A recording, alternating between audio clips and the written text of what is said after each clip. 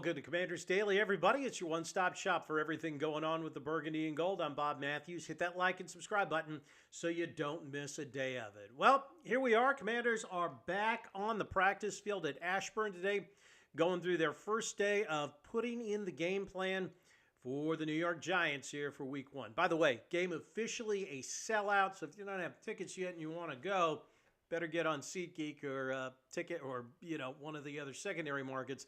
That is the only way you're getting tickets. That is it's a big, that's a big deal. Not a lot of sellouts lately. So glad to see that Week 1 is sold out. Hopefully it'll be mostly Commanders fans as well.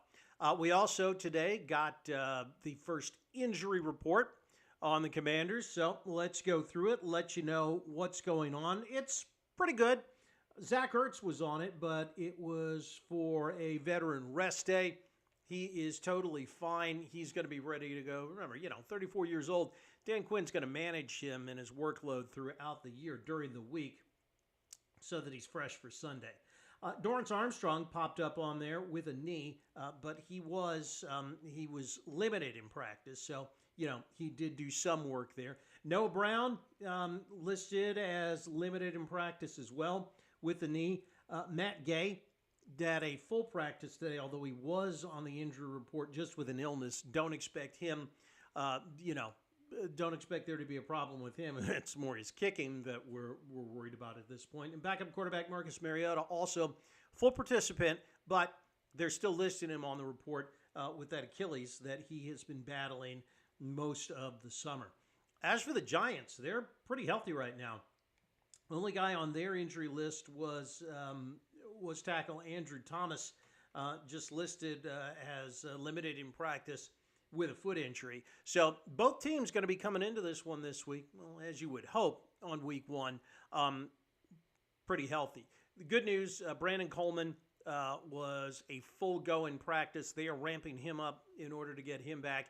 And Terry McLaurin, technically, again, not on the injury list, but they're just trying to get him in shape. And Dan Quinn said at his weekly press conference, or his daily press conference today, that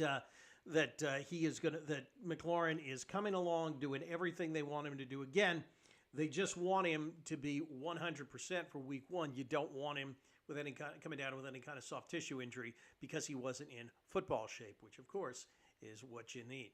All right, so let's talk about the running game, specifically the Giants running game, because I think that is going to be, and we talked about it a little bit yesterday, but that is really going to be where I think the biggest key to this game is for the Commanders this weekend. They got to contain the Giants' running game. Number one, Giants have some pretty good running backs there. Number two, they want to take pressure off of Russell Wilson. Russ just isn't what he was, when he was winning a Super Bowl and an NFC championship for the Seattle Seahawks. Dude's not that mobile anymore. Never had the best arm out there. So they want to keep him in the pocket.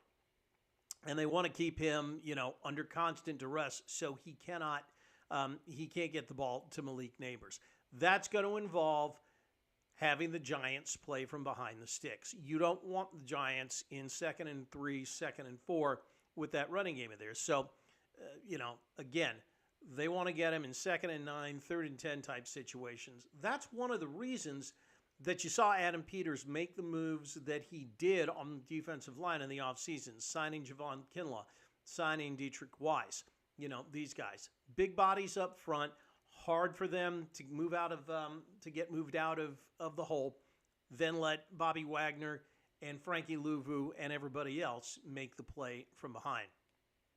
If it works, I think that it's that the Commanders will win this game fairly easily. If that does not work, this thing could get real interesting as we come down the stretch.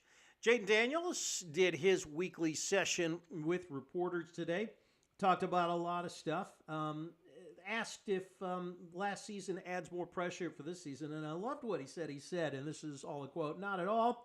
You still got to go out there, prove each and every year. People could have expectations. They could say you could do this or hope you fail and do that. I mean, it really doesn't matter. At the end of the day, what the pressure is what the pressure you give on yourself to go out there and prepare for the right way to give yourself the best chance of success. Love the answer from Daniels. Again, we have seen it in the past, especially with a certain defensive end that was taken number 2 overall, have a really good rookie year and then get a little complacent in the offseason, which is not what I think what Jayden Daniels did at all. We talked about how Kobe Bryant was, one of his favorite athletes growing up, the Mamba mentality, the guy that was just a stone cold killer out there on the court. And he talks about the Mamba mentality and how that type of mentality is what drives him to be as good as he's been. Also talked a little bit about the Giants' defensive front. He's got his eye on him, saying that the defense flies around. Week 1, everybody's going to be juiced up, healthy. So just going out there, it is going to be a battle, and he is right. That is one of the other big keys to this weekend is making sure that the Commanders neutralize that Giants defensive front.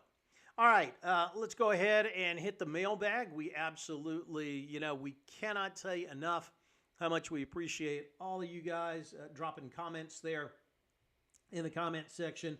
And I'm going to start off with John Strury 8286, who asks, and John, you are contributing to the content today. Did the Commanders sign Kendrick Bourne, wide receiver, got released by the Patriots earlier this week?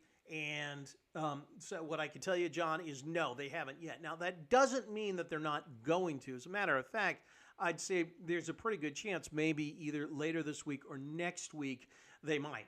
But as of right now, as of us recording this podcast, no, they have not. They have not signed him yet.